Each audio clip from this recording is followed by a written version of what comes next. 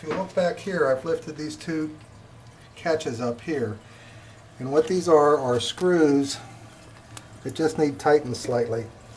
So I hold the thing on the bottom, and you see these have been very, very loose. And just tighten it. Now that's plastic, so you kind of got to be careful with that. So we've tightened the one. This is the one that was really loose for them. And we tighten the others. Now the toilet doesn't move.